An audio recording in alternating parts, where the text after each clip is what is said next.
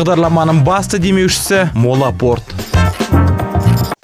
Тұрсынбек Қабатов басқаратын Әзіл әлемі театрының актері, танымал пародист Ерболат Төлегенов әке атанды. Сүйінші хабарды актердің өзі жария етті. Сүйінші, құрметті достар, олды болдым. Қазақтың саны көбейе берсін. Жасасын қазақ дейді Төлегенов. Актердің ұлы 3 келі 200 грамм салмақпен туылған. Нәрестенің бойы 51 сантиметр екен. Айта кетейік, Шмән апаның рөлін сомдайтын пародисттің Дәулет есімді ұлы бар.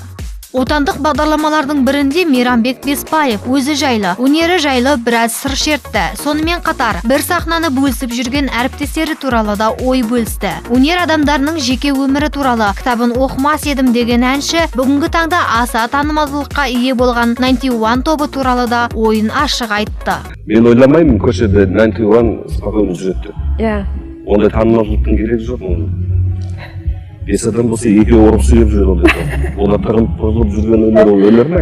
Әли Оқапов отандық шоу-бизнестің шындығын жазып, музыка әлеміндегі ақиқат үшін күресетінін айтты. Бір күні мен сахнадан кетемін, күресуден жалыққан сәтте. Себебі біздің сахна ол тұнып тұрған күрес, нағыз шығармашылық пен сапа жолындағы күрес. Қырғыз, өзбек, түрік немесе румын әндерінің ұрлауға қарсы күрес дейді Әли Оқапов. Әнші күндердің күнінде біз өз әндеріміз бен әртістерімізді ажыратып алуды және бағалауды үйренетінімізге, сондай-ақ шансон мен қазақ мәтіндерінің шығармашылықтың шыңы емес екеніне, халық түсінетін кез келетініне сенеді. Сол кезде фонограмма мен жеке ән кешін беру, алуан түрлі киім мен сахналық мейкке ғана мән беру ұят болып саналады. Сахнада әртіс пен оның дауысы ғана қалады дейді әнші. Көп сериялы картинаның түсіріліміне белсене кіріскен Ерболаттың уақыты тапшы. Тіпті ордадағы жұмысын бір шетке сырып қойған. Аталмыш ұжымның өзге мүшелері де бүгінде жеке кәсіптерін дөңгелетудің қамында жүр. Сонда орда тобы тарайды ма? Орданың соңғы клипі 3 жыл бұрын жауап бер әніне таспаланса, кейінгі жанып сөну атты тректен соң топ репертуары үзіліске ұшырады.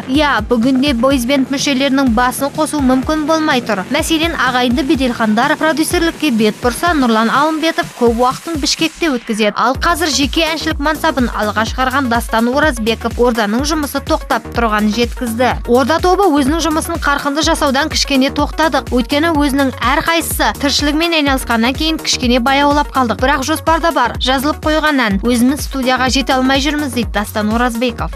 91-дық мемберлердің қатысуымен таспаланып жатқан Қағаз кеме телехикаясын асыға тосып жүрген боларсыз. Мектеп партасына қайта отырған күй-поперлермен жаңа маусымда қауышасыз. Ерболат Беделханның режиссерлігімен Қағаз кеме телехикаясының түсірілім жұмыстары қызу жүріп жатыр. Продюсер шын пайдалы дүние ұсынуды көздеп отыр. Ол мектеп Қазақстанда жоқ мектеп. Мен кішкентай кезімде армандаған мектеп ол дейді 91 тобы. Құпия мектептің ішінде өрбіген қым-қауырт оқиғалар жайлы сәл кейінірек білетін боласыздар. Әзірге басты кейіпкер ретінде Зарина Маман мен Әсел Садуақасованың барын айта кетейік.